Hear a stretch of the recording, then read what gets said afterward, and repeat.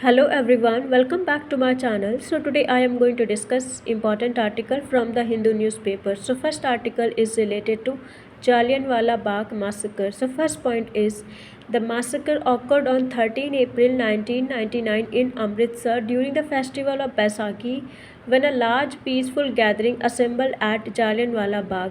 तो जालियनवाला बाग मैसेकर हुआ था on 13 April 1999 in Amritsar Punjab during the festival of Baisakhi. मतलब उस टाइम वो बैसाखी का फेस्टिवल था जहाँ पर मतलब एक लार्ज पीसफुल मतलब शांतिपूर्वक गैदरिंग हुई थी, असेंबल्ड हुए थे लोग at Jallianwala Bagh. Point it was ordered by General Reginald Dyer who blocked the only exit and directed troops to fire on unarmed civilian without warning. तो ये ऑर्डर किसके थ्रू दिया गया था? जनरल रेजिनाल्ड डायर ने, जिन्होंने मेन एग्ज़िट को block कर दिया था और अपने ट्रूप्स को डायरेक्ट कर दिया था कि आप फायर कीजिए उन अनआर्म्ड सिविलियन पे without any warning. Third point, the incident was a direct consequence of protest against the repressive Rowlatt act which allowed detention without trial. जो इंसिडेंट था वो किस कारण हुआ था? वो रीज़न था डायरेक्ट कॉन्सिक्वेंस ऑफ प्रोटेस्ट हो रहा था against the repressive Rowlatt act जो अलाउ करता था direct detention without any trial. मतलब बिना किसी ट्रायल के आप सीधा पकड़ो और उनको जेल में बंद कर दो। 4 point, official British records reported around 379 deaths but Indian estimate suggest over 1000 people were killed and many more injured, making it one of the darkest colonial atrocities. तो जो ऑफिशियल ब्रिटिश रिकॉर्ड था उन्होंने मतलब report किए थे around 379 deaths, but Indian के according वो estimation था अराउंड 1000 पीपल जो मारे गए थे और बहुत सारे लोग घायल भी हो गए थे, जो मेक कर रहा था इट वन ऑफ द सबसे डार्केस्ट कॉलोनियल एट्रोसिटी मतलब बर्बरता जो की गई थी उस time. 5 point, the tragedy led to widespread outrage across India, intensifying the national movement under Mahatma Gandhi, who soon launched the non-cooperation movement in 1920।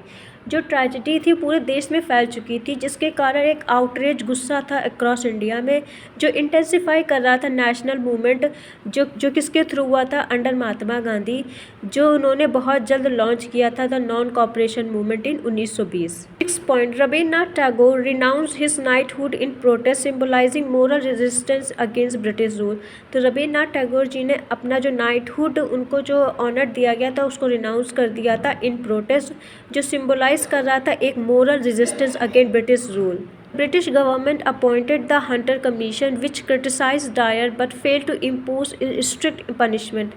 तो British government में उस टाइम एक कमेटी को अपॉइंट किया था, कमीशन को, जिसको नाम था हंटर कमीशन। उसने जनरल डायर के इस स्टेप या इस एट्रोसिटी पे क्रिटिसाइज़ किया था, लेकिन उन्होंने कोई भी स्ट्रिक्ट पनिशमेंट नहीं दी थी। 8 point, the massacre is remembered as a turning point in India's freedom struggle with debate on colonial accountability continuing even today.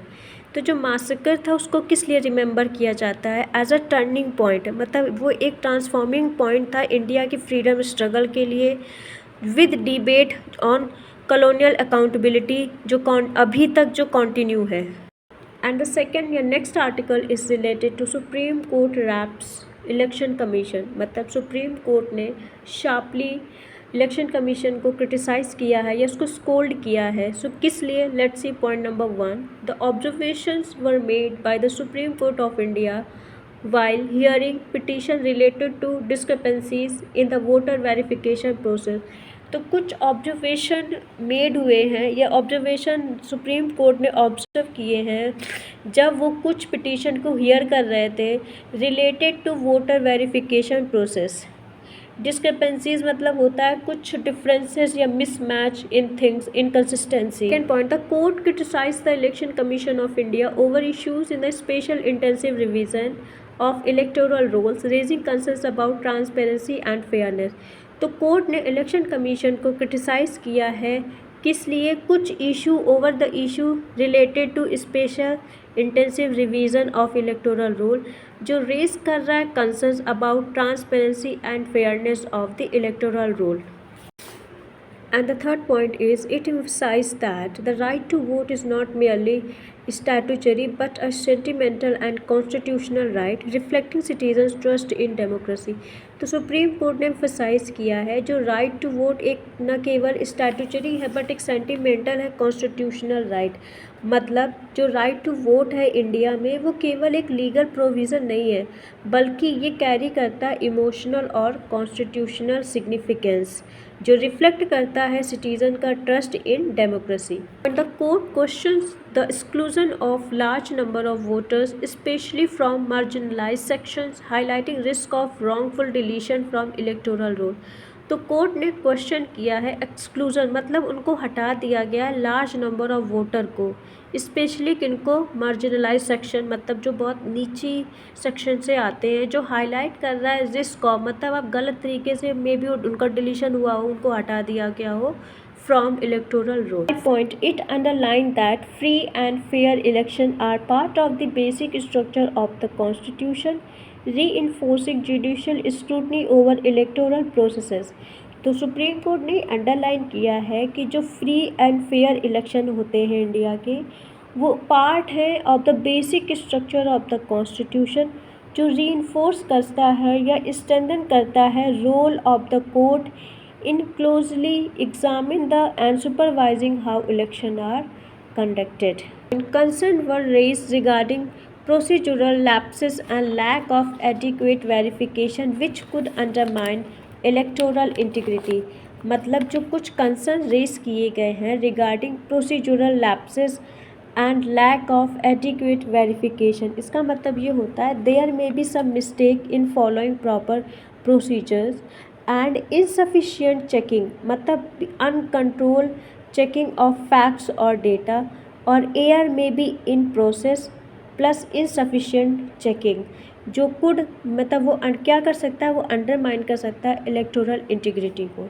7 point the court signaled that administrative convenience cannot override citizens' voting right, stressing accountability of constitutional bodies।